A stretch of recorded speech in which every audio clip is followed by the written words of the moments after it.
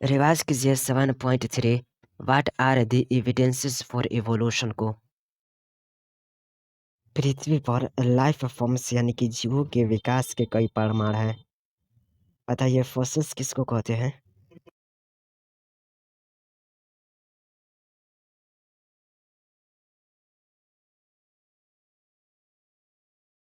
जी हाँ, पृथ्वी पर life forms यानी कि जीवों के विकास के कई प्रमाण हैं। रॉक्स के अंदर लाइफ फॉर्म्स के हार्ड पार्ट्स के अवशेष को फॉसिल्स कहते हैं। जी हाँ, पृथ्वी पर लाइफ फॉर्म्स यानी कि जीवों के विकास के कई प्रमाण हैं। रॉक्स के अंदर लाइफ फॉर्म्स के हार्ड पार्ट्स के अवशेष को फॉसिल्स कहते हैं। रॉक्स सेडिमेंट्स बनाती है तथा अर्थ क्रस्ट का एक क्रॉस सेक्शन में पता चलता है कि एक सेडिमेंट लेयर पर दूसरे सेडिमेंट लेयर का अरेंजमेंट अर्थ की लॉन्ग हिस्ट्री के समय हुआ है। बताइए क्या डिफरेंट एज के रॉक्स सेडिमेंट में डिफरेंट जीवों के फॉसिल्स पाए जाते हैं जो कि संभव्यता उस विशेष सेडिमेंट के फॉर्मेशन के समय मरे थे। उनमें से कुछ मॉडर्न ऑर्गेनिज्म से मिलते-जुलते हैं।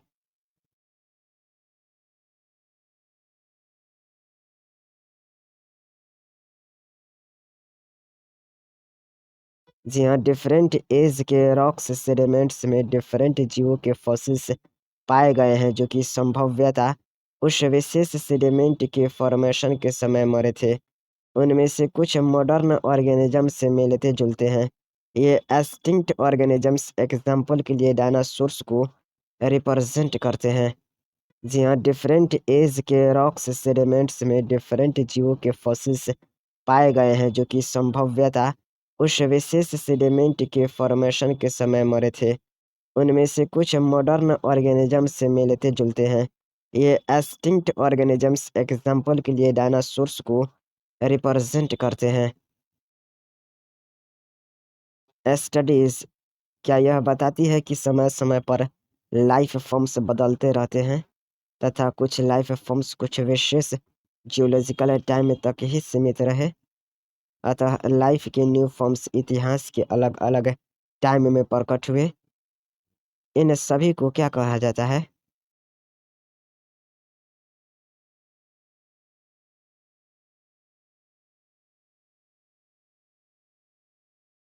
जी हाँ, समय-समय पर लाइफ फॉर्म्स बदलते रहते हैं तथा कुछ लाइफ फॉर्म्स कुछ विशेष जियोलॉजिकल टाइम तक ही सीमित रहे। अतः लाइफ के न्यू फॉर्म्स इतिहास के अलग-अलग टाइम में प्रकट हुए। इन सभी को पैलियोंटोलॉजिकल एविडेंस कहा जाता है। जी हाँ, समय-समय पर लाइफ फॉर्म्स बदलते रहते हैं तथा कुछ लाइफ फॉर्म्स कुछ विशेष जियोलॉजिकल टाइम तक ही सीमित रहे। अतः लाइफ के न्यू फॉर्म्स इतिहास के अलग-अलग टाइम में प्रकट हुए। इन सभी को पैलियोंटोलॉजिकल एविडेंस कहा जाता है। बताइए पैलियोंटोलॉजिकल एविडेंस किसको कहा जाता है?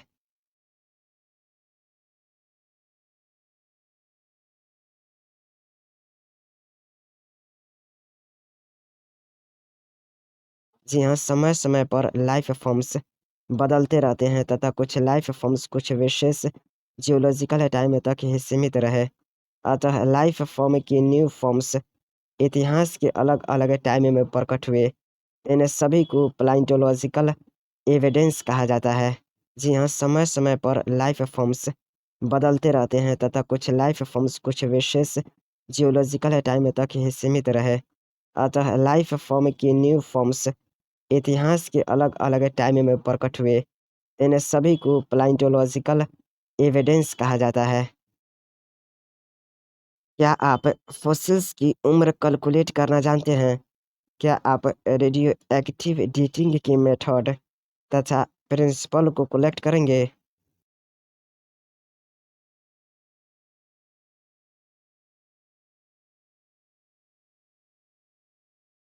बताइए क्या कंपैरेटिव यानी कि तुलनात्मक एनाटॉमी तथा मॉर्फोलॉजी आज के जीवों में एवं वर्षों पूर्व के जीवों के बीच सिमिलैरिटीज तथा डिफरेंसेस को दर्शाती है?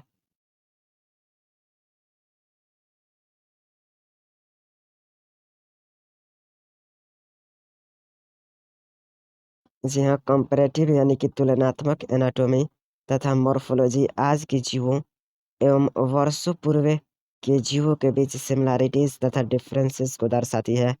कॉमन एंसेस्टर्स शेयर्ड थे या नहीं, यह हम इस प्रकार की सिमिलैरिटीज से समझ सकते हैं।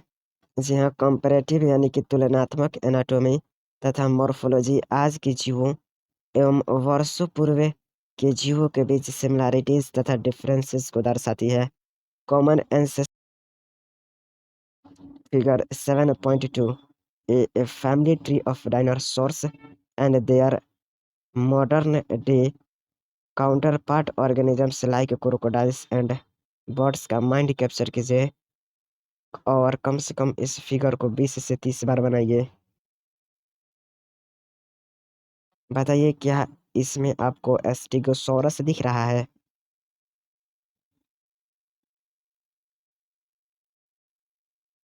ट्राइसीराटोप्स,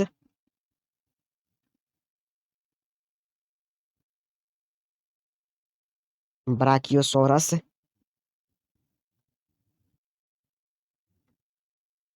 टाइरानोसोरस, आर्कियोप्टेरिक्स, क्रोकोडाइलियन,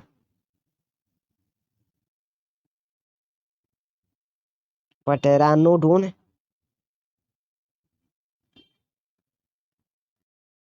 बताइए एम्ब्रियोलॉजिकल सपोर्ट फॉर इवोल्यूशन को किसने प्रपोज्ड किया था और उन्होंने क्या बताया था?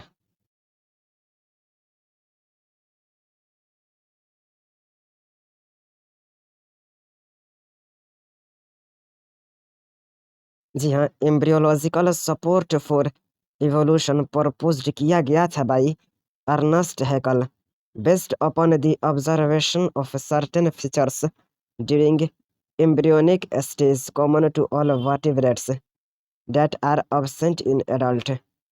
जी हाँ, embryological support for evolution proposed किया गया था by Ernst Haeckel based upon the observation of certain features during embryonic stage common to all vertebrates that are absent in adult।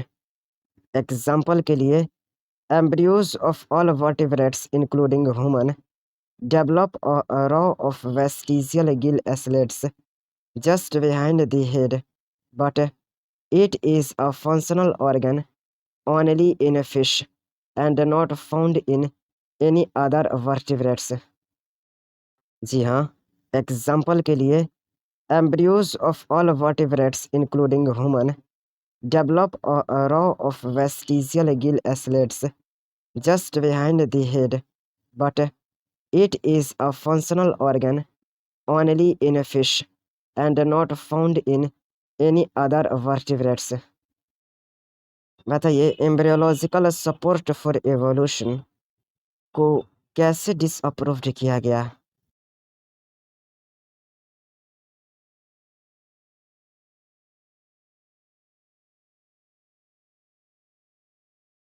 जी हाँ, एम्ब्रियोलॉजिकल सपोर्ट फॉर इवोल्यूशन को disapproved किया गया on careful study performed by Karl Ernst von Baer से। उन्होंने note किया कि embryos never pass करता है through the adult stage of other animals. जी हाँ, एम्ब्रियोलॉजिकल सपोर्ट फॉर इवोल्यूशन को डिसअप्रूव्ड किया गया on careful study performed by Karl Ernst von Baer से। उन्होंने नोट किया कि एम्ब्रियोज नेवर पास करता है through the adult stage of other animals.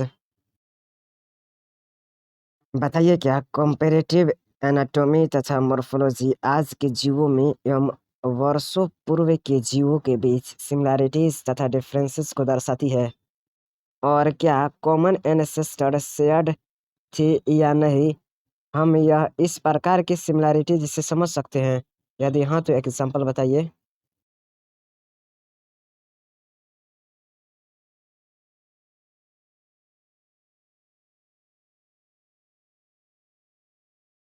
जी हाँ, कंपैरेटिव यानी कि तुलनात्मक एनाटॉमी तथा मॉर्फोलॉजी आज के जीवों में एवं वर्षों पूर्व के जीवों के बीच सिमिलैरिटीज तथा डिफरेंसेस को दर्शाती है।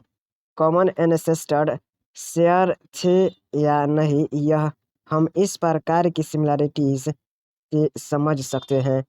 एग्जाम्पल के लिए व्हेल्स, बैट्स, चीता तथा ह्यूमन ऑल मैमल्स के फोरलिम्स के बोन्स के पैटर्न में समानता पाई जाती है। जी हाँ, व्हेल्स, बैट्स, चीता तथा ह्यूमन ऑल मैमल्स के फोरलिम्स के बोन्स के पैटर्न्स में समानता पाई जाती है। बताइए, क्या ऑल मैमल्स के फोरलिम्स के बोन्स के पैटर्न में समानता पाई जाती है?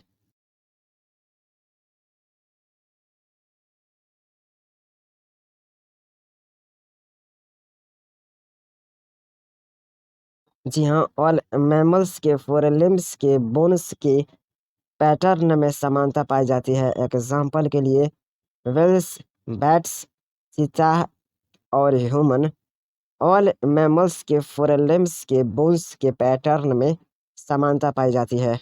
जी हाँ, ऑल मैमल्स के फोरलिम्स के बोन्स के पैटर्न में समानता पाई जाती है। एग्जाम्पल के लिए व्हेल्स, बैट्स, चीता और ह्यूमन ऑल मैमल्स के फोरलिम्स के बोन्स के पैटर्न में समानता पाई जाती है।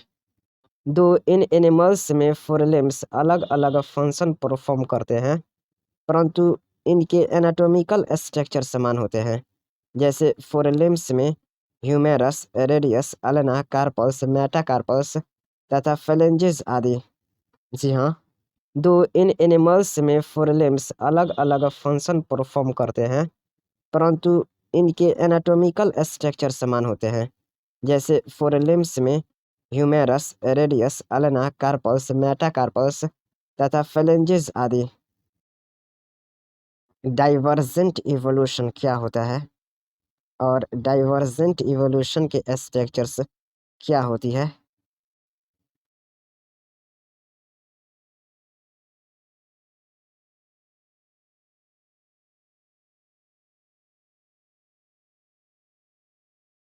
जी हाँ, डिफरेंट नीड्स के लिए एडॉप्टेशन के कारण सेम स्ट्रक्चर भिन्न भिन्न रूप ले लेते हैं। यह डाइवर्जेंट इवोल्यूशन है तथा ये स्ट्रक्चर्स होमोलोगस होती है। जी हाँ, डिफरेंट नीड्स के लिए एडॉप्टेशन के कारण सेम स्ट्रक्चर भिन्न भिन्न रूप ले लेते हैं। यह डाइवर्जेंट इवोल्यूशन है तथा ये स्ट्रक्चर्स होमोलोगस होती है। होमोलॉजी किसको दर्शाता है?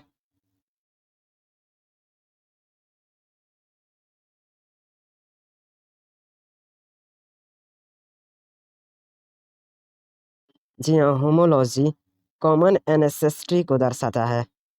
वर्टिब्रेट, हार्ट या ब्रेन इनके अन्य एग्जाम्पल्स हैं।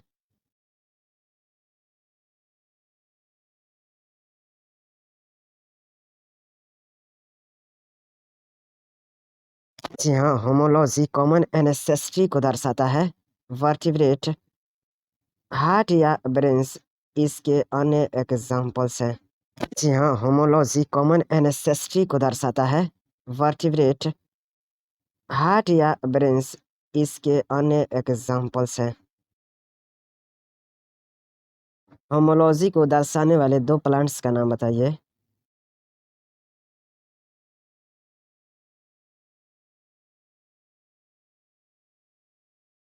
जी हाँ, कुकुरबिटा के ट्रेंड्रिल तथा बोगनवेलिया के थॉर्न होमोलॉजी को दर्शाते हैं। क्या होमोलॉजी डाइवर्जेंट इवोल्यूशन पर बेस्ड है?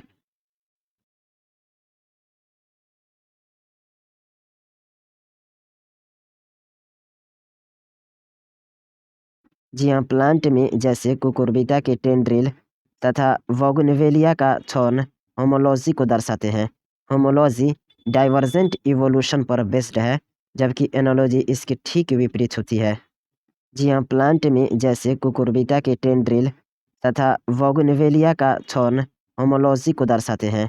होमोलॉजी डाइवर्जेंट इवोल्यूशन पर बेस्ड है, जबकि एनोलॉजी इसके ठीक विपरीत होती है। जी हाँ, प्लांट में जैसे कुकुरबिटा के टेंड्रिल तथा बोगनवेलिया का थॉर्न होमोलॉजी को दर्शाते हैं। होमोलॉजी डाइवर्जेंट इवोल्यूशन पर बेस्ड है, जबकि एनालॉजी इसके ठीक विपरीत होती है। चलिए माइंड कैप्चर कीजिए figure 7.3 example of homologous organs in A plant में और बी एनिमल्स में। बताइए क्या प्लांट में बोगनवेलिया का थॉर्न और कुकुरबिटा का टेंड्रिल दिख रहा है, और क्या यह होमोलोगस है?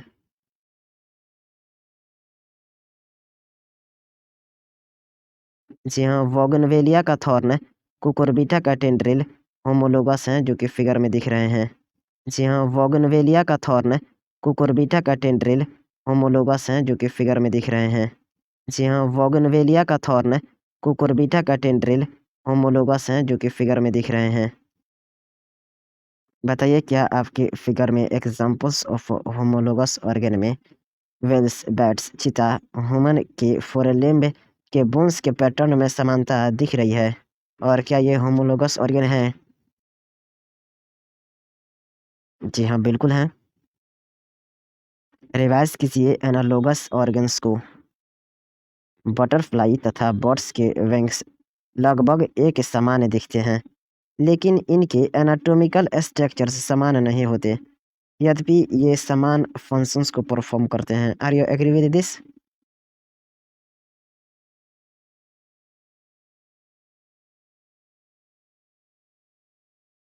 जी हाँ, बटरफ्लाई तथा बर्ड्स के विंग्स लगभग एक समान दिखते हैं, लेकिन इनके एनाटॉमिकल स्ट्रक्चर्स समान नहीं होते, यद्यपि ये समान फंक्शन को परफॉर्म करते हैं।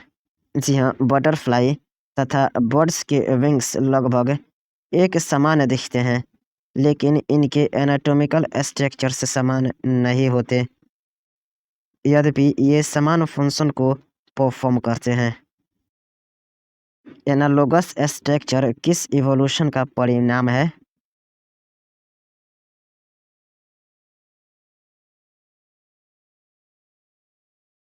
जी हाँ, एनालोगस स्ट्रक्चर कन्वर्जेंट इवोल्यूशन का परिणाम है।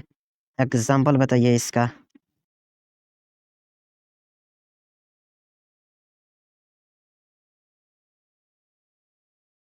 जी हाँ, एनालोगस स्ट्रक्चर्स कन्वर्जेंट इवोल्यूशन का परिणाम है। एग्जाम्पल के लिए ऑक्टोपस तथा मैमल्स की आई, पेंजियम एवं डॉल्फिन्स के फ्लिपर्स, स्वीट पोटैटो यानी कि रूट मॉडिफिकेशन तथा पोटैटो यानी कि स्टेम मॉडिफिकेशन आदि एनालॉजी के उदाहरण हैं। जी हाँ, एनालोगस स्ट्रक्चर्स कन्वर्जेंट इवोल्यूशन का परिणाम है। एग्जाम्पल के लिए ऑक्टोपस तथा मैमल्स की आई, पेंजियम एवं डॉल्फिन्स के फ्लिपर्स, स्वीट पोटैटो यानी कि रूट मॉडिफिकेशन तथा पोटैटो यानी कि स्टेम मॉडिफिकेशन आदि एनालॉजी के उदाहरण हैं। जी हाँ, एनालोगस स्ट्रक्चर्स कन्वर्जेंट इवोल्यूशन का परिणाम है। एग्जाम्पल के लिए ऑक्टोपस तथा मैमल्स की आई, पेंजियम एवं डॉल्फिन्स के फ्लिपर्स, स्वीट पोटैटो यानी कि रूट मॉडिफिकेशन तथा पोटैटो यानी कि स्टेम मॉडिफिकेशन आदि एनालॉजी के उदाहरण हैं। बताइए क्या सिमिलर हैबिट में रहने के कारण सेम फंक्शंस की ओर ऑर्गेनिजम्स के विभिन्न ग्रुप में समान एडॉप्टिव फीचर्स का चयन हुआ? क्या इसी प्रकार विभिन्न ऑर्गेनिजम्स में प्रोटीन तथा जीन के द्वारा दिए हुए एक फंक्शन को परफॉर्म करने की समानता यानी कि कॉमन एनेसेस्ट्री का एग्जाम्पल है?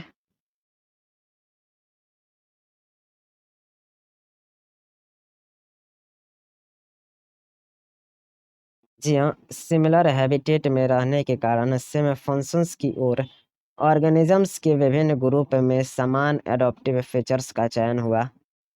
इसी प्रकार विभिन्न ऑर्गेनिजम्स में प्रोटीन तथा जीन के द्वारा दिए हुए एक फंक्शन को परफॉर्म करने की समानता यानी कि कॉमन एनेसेसिटी का एग्जाम्पल है।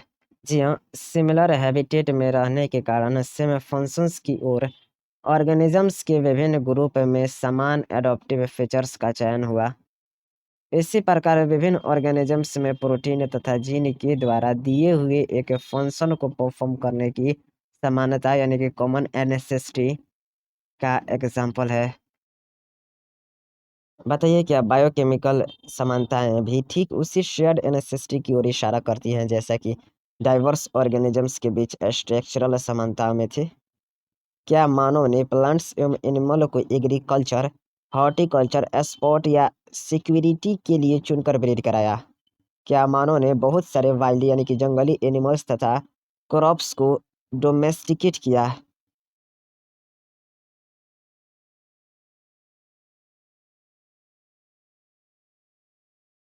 जी हाँ, बायोकेमिकल समानताएं भी ठीक उसी शेयर्ड एनेसेसिटी की ओर इशारा करती है जैसा कि डाइवर्स ऑर्गेनिजम्स के बीच स्ट्रक्चरल समानताओं में थी।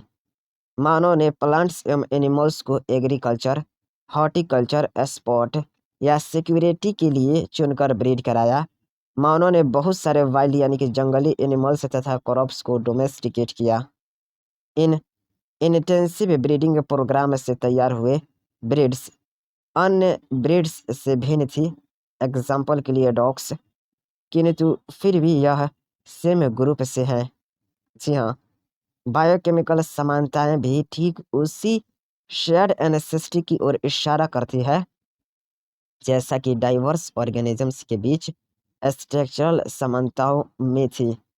मानव ने प्लांट्स एवं एनिमल्स को एग्रीकल्चर, हॉर्टिकल्चर, एक्सपोर्ट या सिक्योरिटी के लिए चुनकर ब्रीड कराया। मानव ने बहुत सारे वाइल्ड यानी कि जंगली एनिमल्स तथा क्रॉप्स को डोमेस्टिकेट किया। इन इंटेंसिव ब्रीडिंग प्रोग्राम से तैयार हुए ब्रीड्स अन्य ब्रीड्स से भिन्न थी, एग्जाम्पल के लिए डॉग्स, किंतु फिर भी यह सेम ग्रुप से हैं। यह तर्क दिया जाता है यदि मनुष्य हंड्रेड्स ऑफ ईयर के भीतर न्यू ब्रीड्स बना सकता है तो नेचर यह कार्य मिलियंस ऑफ ईयर में क्यों नहीं कर सकती? जी हाँ, यदि मनुष्य हंड्रेड ऑफ ईयर्स के भीतर न्यू ब्रीड्स बना सकता है तो नेचर यह कार्य मिलियंस ऑफ ईयर्स में क्यों नहीं कर सकती?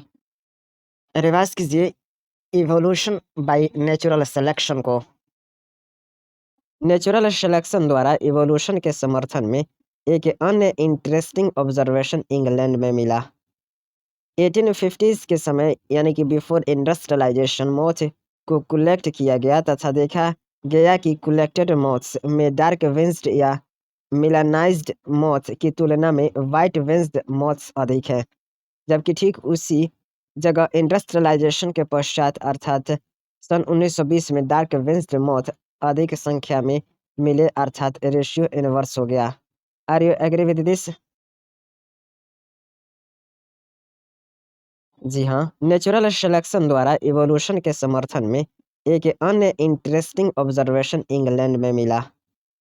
1850 के समय यानी कि बिफोर इंडस्ट्रियलाइजेशन मोथ को कलेक्ट किया गया तथा देखा गया कि कलेक्टेड मोथ्स में डार्क विंग्ड या मिलानाइज्ड मोथ की तुलना में वाइट विंग्ड मोथ्स अधिक है, जबकि ठीक उसी जगह इंडस्ट्रियलाइजेशन के पश्चात अर्थात सन 1920 में डार्क विंग्ड मोथ अधिक संख्या में मिले अर्थात रेशियो इनवर्स हो गया। बताइए इस ऑब्जर्वेशन का एक्सप्लेनेशन किस प्रकार दिया गया है?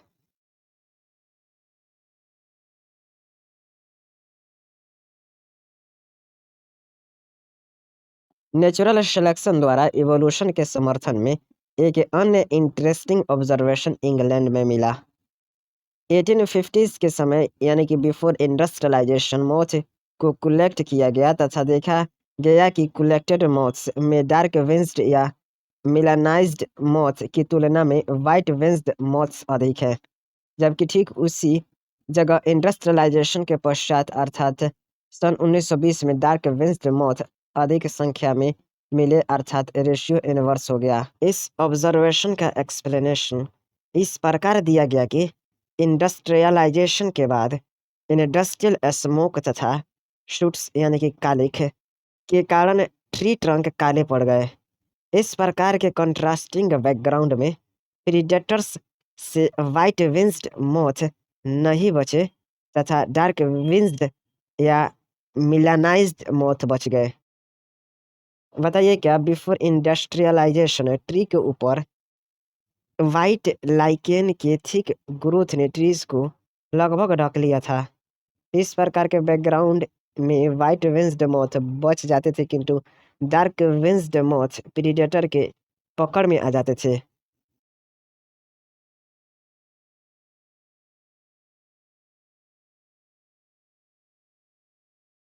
जी हाँ, बिफोर इंडस्ट्रियलाइजेशन ट्री के ऊपर व्हाइट लाइकेन के थिक ग्रोथ ने ट्रीज को लगभग ढक लिया।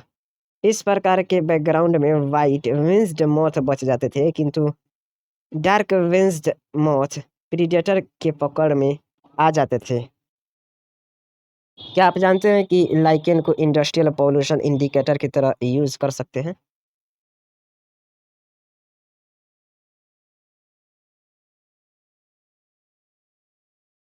बताइए क्या लाइकेन पॉल्यूटेड एरिया में ग्रो करते हैं?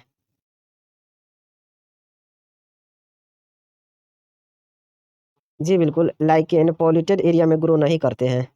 जी बिल्कुल, लाइकेन पॉल्यूटेड एरिया में ग्रो नहीं करते हैं। जी बिल्कुल, लाइकेन पॉल्यूटेड एरिया में ग्रो नहीं करते हैं। कैमोफ्लेज क्या है? जी हाँ, बैकग्राउंड के अनुसार रूप बदलने को कैमोफ्लेज कहते हैं। जी हाँ, बैकग्राउंड के अनुसार रूप बदलने को कैमोफ्लेज कहते हैं। लाइकेन ग्रो नहीं करते हैं in areas that are polluted, hence moth that were able to camouflage themselves, that is hide in the background, survived। Figure 7.4 देखिए और इसको माइंड कैप्चर कीजिए।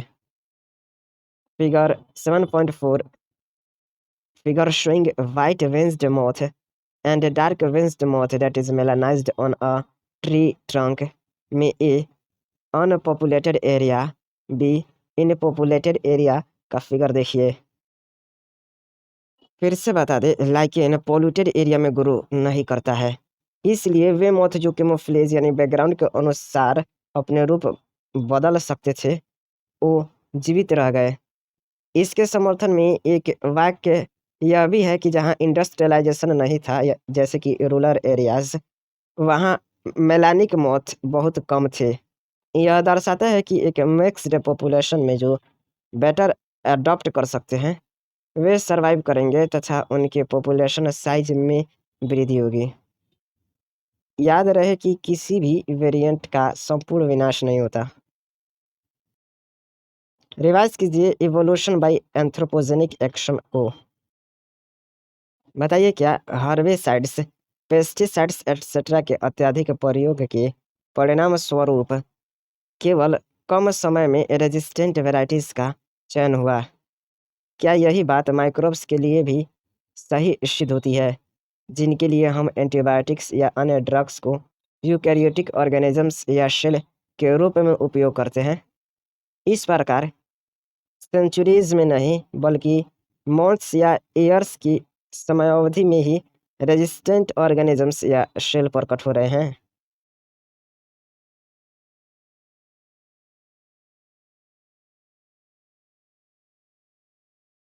जी हाँ, हर्बिसाइड्स, पेस्टिसाइड्स एटसेट्रा के अत्यधिक प्रयोग के परिणाम स्वरूप केवल कम समय में रेजिस्टेंट वैरायटीज का चयन हुआ। यही बात माइक्रोब्स के लिए भी सही सिद्ध होती है, जिनके लिए हम एंटीबायोटिक्स या अन्य ड्रग्स को यूकैरियोटिक ऑर्गेनिजम्स या सेल के रूप में उपयोग करते हैं।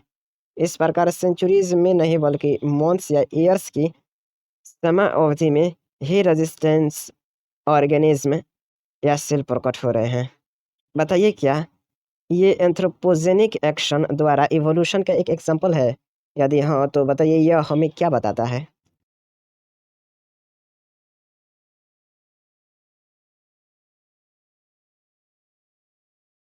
जी हाँ, हर्बिसाइड्स, पेस्टिसाइड्स एटसेट्रा के अत्यधिक प्रयोग के परिणाम स्वरूप केवल कम समय में रेजिस्टेंट वैरायटीज का चयन हुआ।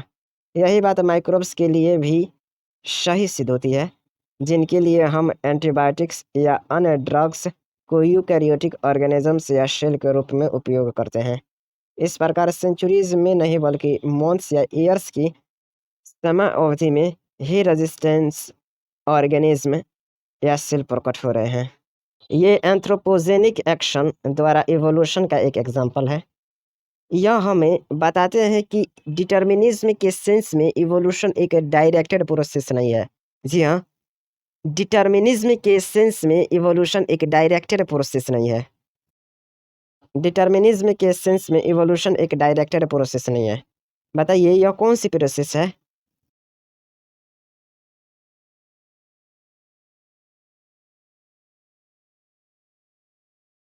जी हाँ, डिटर्मिनिज्म के सेंस में इवोल्यूशन एक डायरेक्टेड प्रोसेस नहीं है।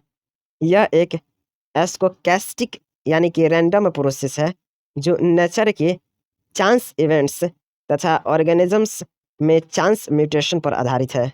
जी हाँ, डिटर्मिनिज्म के सेंस में इवोल्यूशन एक डायरेक्टेड प्रोसेस नहीं है। यह एक स्टोकैस्टिक यानी कि रैंडम प्रोसेस है जो नेचर के चांस इवेंट्स तथा ऑर्गेनिजम्स में चांस म्यूटेशन पर आधारित है। जी हाँ, डिटर्मिनिज्म के सेंस में इवोल्यूशन एक डायरेक्टेड प्रोसेस नहीं है।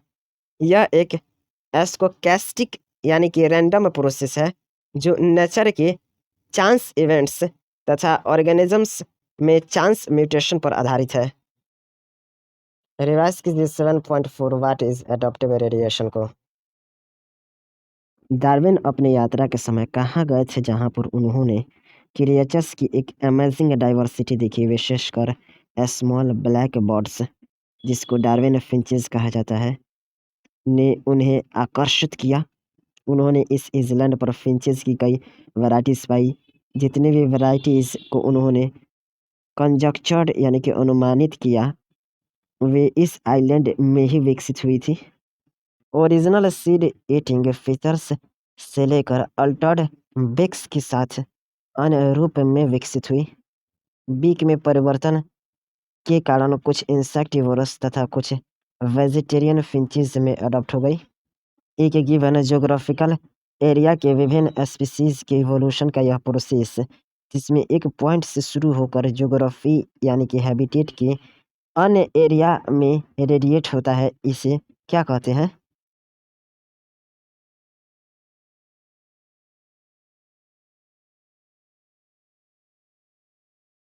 जी हाँ, डार्विन अपनी यात्रा के समय गैलापागोस आइलैंड गए थे जहाँ पर उन्होंने क्रिएचर्स की एक अमेजिंग डाइवर्सिटी देखी, विशेषकर small black birds that is Darwin's finches ने उन्हें आश्चर्यचकित किया।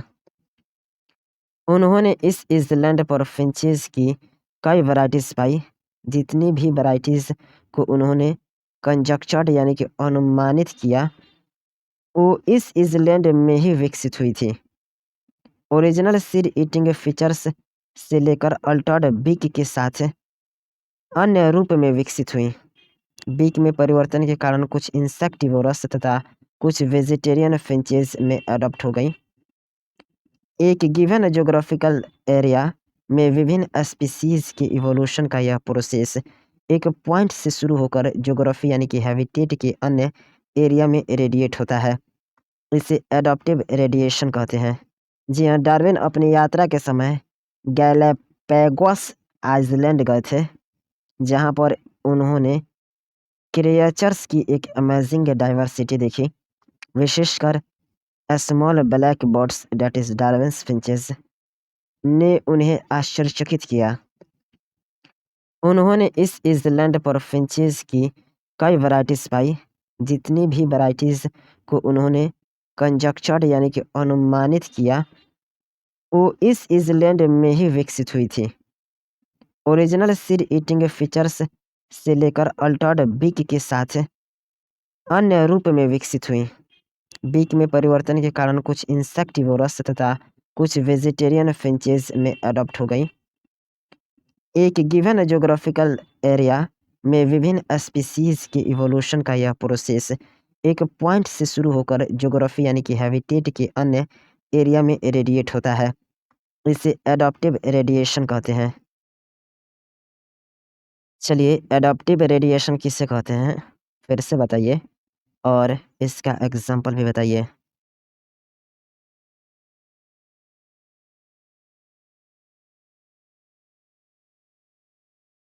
जी हाँ, एक गिवन ज्योग्राफिकल एरिया में विभिन्न स्पीसीज के इवोल्यूशन का वह प्रोसेस जिसमें एक पॉइंट से शुरू होकर ज्योग्राफी यानी कि हैबिटेट के अन्य एरिया में रेडिएट होता है, उसे एडॉप्टिव रेडिएशन कहते हैं। डार्विन फिंचेस इसका बेस्ट एग्जाम्पल है। ऑस्ट्रेलियन मार्सुपियल्स इसका एक और एग्जाम्पल है। जी हाँ, एक गिवन ज्योग्राफिकल एरिया में विभिन्न स्पीसीज की इवोल्यूशन का वह प्रोसेस जिसमें एक पॉइंट से शुरू होकर ज्योग्राफी यानी हैबिटेट के अन्य एरिया में रेडिएट होता है, इसे एडॉप्टिव रेडिएशन कहते हैं। डार्विन फिंचेस इस घटना का बेस्ट एग्जाम्पल है। ऑस्ट्रेलियन मार्सुपियल्स इसका एक और एग्जाम्पल है। ऑस्ट्रेलियन मार्सुपियल्स जो एक दूसरे से भिन्न थे, वह कहाँ से विकसित हुए?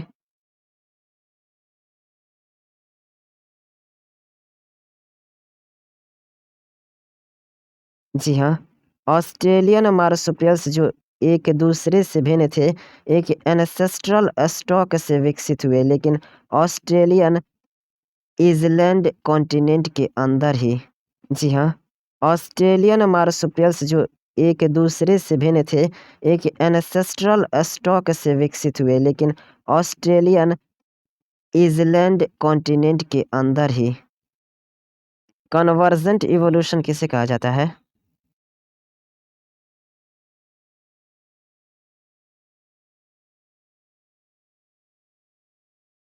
जी हाँ, एक आइसोलेटेड ज्योग्राफिकल एरिया जो कि डिफरेंट हैबिटेट को दर्शाता है, में जब एक से अधिक एडॉप्टिव रेडिएशन प्रकट होते हैं तो इसे कन्वर्जेंट इवोल्यूशन कहा जाता है।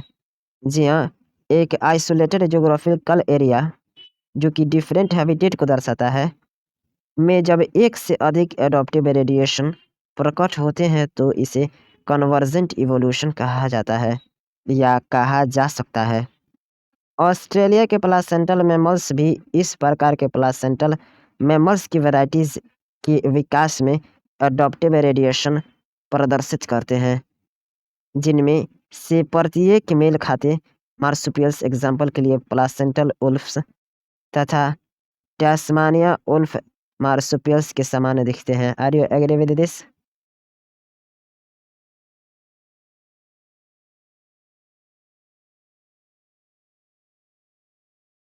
जी हाँ, एक आइसोलेटेड ज्योग्राफिकल एरिया यानी कि जो डिफरेंट हैबिटेट को दर्शाते हैं, में जब एक से अधिक एडॉप्टिव रेडिएशन प्रकट होते हैं तो इसे कन्वर्जेंट इवोल्यूशन कहा जा सकता है।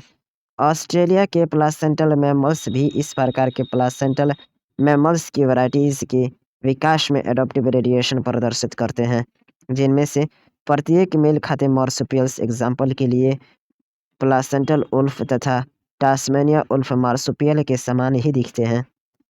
चलिए फिगर 7.7 का माइंड कैप्चर कीजिए। साथ में इस फिगर में जो कुछ भी दिया गया है उसे कम से कम 10 से 20 बार याद कीजिए। बताइए क्या आपके माइंड में प्लासेंटल मैमल्स मूल और ऑस्ट्रेलियन मार्सुपियल्स मार्सिपियल मूल का फिगर आ रहा है? बताइए क्या आपके माइंड में प्लासेंटल मैमल्स मूल और ऑस्ट्रेलियन मार्सुपियल्स मार्सिपियल मूल का फिगर आ रहा है? बताइए क्या आपके माइंड में प्लासेंटल मैमल्स मूल और ऑस्ट्रेलियन मार्सुपियल्स मार्सिपियल मूल का फिगर आ रहा है? क्या आपके माइंड में प्लासेंटल मैमल्स एनेथिएटर और ऑस्ट्रेलियन मार्सुपियल्स यानी कि न्यूम्बेट एनेथिएटर का फिगर आ रहा है? क्या आपके माइंड में प्लासेंटल मैमल्स एनेथिएटर और ऑस्ट्रेलियन मार्सुपियल्स यानी कि न्यूम्बेट एनेथिएटर का फिगर आ रहा है? क्या आपके माइंड में प्लासेंटल मैमल्स एनेथिएटर और ऑस्ट्रेलियन मार्सुपियल्स यानी कि न्यूम्बेट एनेथिएटर का फिगर आ रहा है? नेक्स्ट, बताइए क्या आपके माइंड में प्लासेंटल मैमल्स माउस और ऑस्ट्रेलियन मार्सुपियल्स मार्सुपियल माउस का फिगर आ रहा है?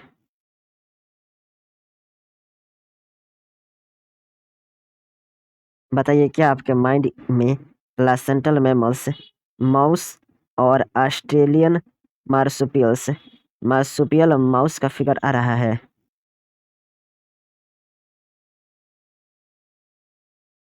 बताइए क्या आपके माइंड में प्लासेंटल मैमल्स, माउस और ऑस्ट्रेलियन मार्सुपियल्स, मार्सुपियल माउस का फिगर आ रहा है। प्लासेंटल मैमल लेम्यूर और ऑस्ट्रेलियन मार्सुपियल स्पॉटेड क्यूस्किस की फिगर।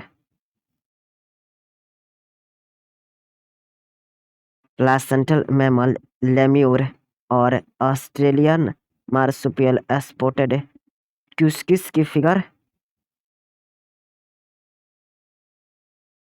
प्लासेंटल मैमल लेम्यूर और ऑस्ट्रेलियन मार्सुपियल स्पॉटेड क्यूस्किस की figure. Placental mammal flying squirrel और marsupial placental mammal flying squirrel और ऑस्ट्रेलियन मार्सुपियल फ्लाइंग फ्लेंजर का फिगर आपके माइंड में। Placental mammal flying squirrel और Australian marsupial flying phalanger का figure आपके माइंड में। प्लासेंटल मैमल फ्लाइंग स्क्वेरल और ऑस्ट्रेलियन मार्सुपियल फ्लाइंग फ्लेंजर का फिगर आपके माइंड में। प्लासेंटल मैमल बोबकैट और Australian marsupial Tasmanian tiger cat का फिगर।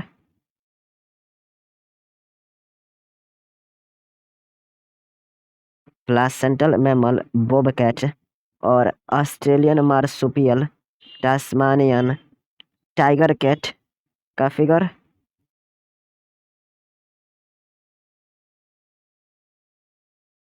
प्लासेंटल मैमल बोबकैट और Australian marsupial Tasmanian tiger cat का फिगर। प्लासेंटल मैमल उल्फ और Australian marsupial में टास्मानियन उल्फ का फिगर।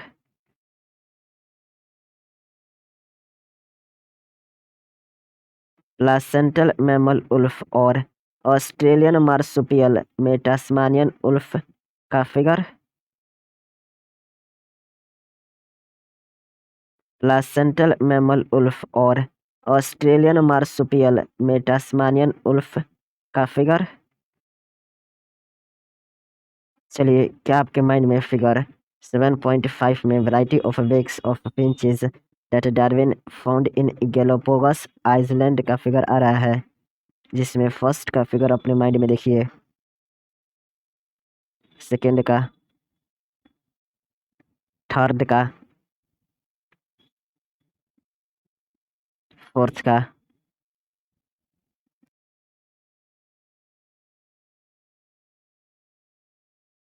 फिर से। चलिए क्या आपके माइंड में फिगर 7.5 में variety of beaks of finches that Darwin found in Galapagos island का फिगर आ रहा है, जिसमें फर्स्ट का फिगर अपने माइंड में देखिए,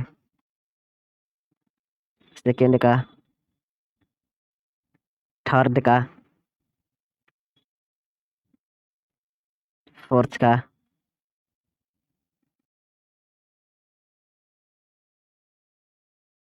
अगेन चलिए क्या आपके माइंड में फिगर 7.5 में variety of beaks of finches that Darwin found in Galapagos island का फिगर आ रहा है, जिसमें फर्स्ट का फिगर अपने माइंड में देखिए,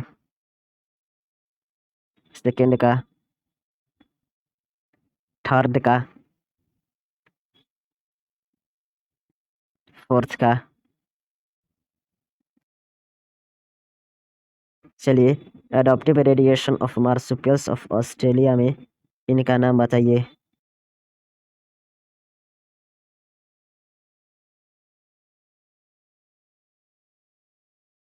जी हाँ, मार्सुपियल रेडिएशन से Tasmania wolf, tiger cat, banded anteater, marsupial rat, kangaroo, wombat, bandicoot, koala, marsupial mole, sugar glider आते हैं।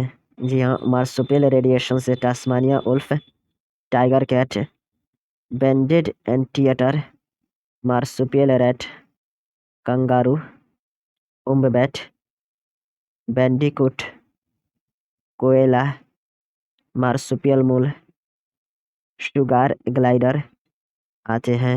जी हाँ, मार्सुपियल रेडिएशन से Tasmania wolf, tiger cat, banded anteater, marsupial rat, kangaroo, wombat, bandicoot, koala, marsupial mole, sugar glider आते हैं।